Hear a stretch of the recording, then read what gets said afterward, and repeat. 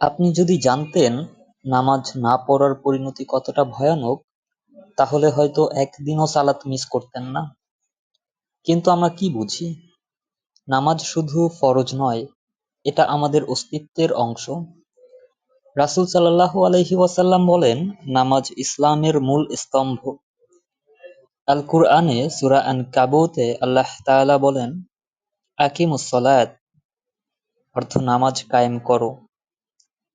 নামাজ প্রথম ফরজ, যা মিরাজের সরাসরি আদেশ। ৫ ওয়াক্ত নামাজ মানে দিনভর আল্লাহর সংস্পর্শে থাকা। নামাজ না পড়া শুধু গুনাহ নয়, এটা একটা ভয়ানক অস্বীকার।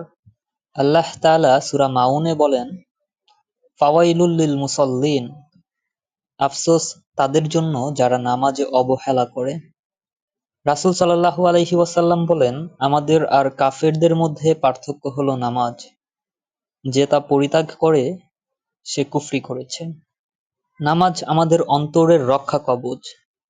নামাজ না পড়লে জীবনে আসে অস্থিরতা, অপরাধ বোধ, ঈমানের দুর্বলতা, তওবার দরজা বন্ধ হয়ে যায় এবং আখিরাতের জন্য কঠিন শাস্তি। কিয়ামতের দিনে নামাজই হবে আপনার প্রথম প্রশ্ন। যদি নামাজ ঠিক থাকে, সবকিছু ঠিক হবে। আর যদি এটা নষ্ট হয়, নামাজ এখনো আপনার কাছে ডাক দিচ্ছে। আল্লাহ আজান দিয়ে বলছেন, হাইয়া আলাস সালাহ, এসো নামাজের দিকে। আজকে যদি আপনি নামাজ শুরু করেন, জান্নাতের দরজা খুলে যাবে। প্রিয় ভাই ও বোন, নামাজ ছাড়া জীবন অন্ধকার, অথচ নামাজেই আছে আলো, শান্তি। আসুন নামাজের দিকে ফিরে যাই, যেটা আমাদের রবের ডাকে সাড়া দেওয়া। হে আল্লাহ, আমাদের অন্তরকে নামাজের প্রতি নরম করে দাও। হে আল্লাহ, আমাদের অলসতা ও অবহেলা দূর করে দাও।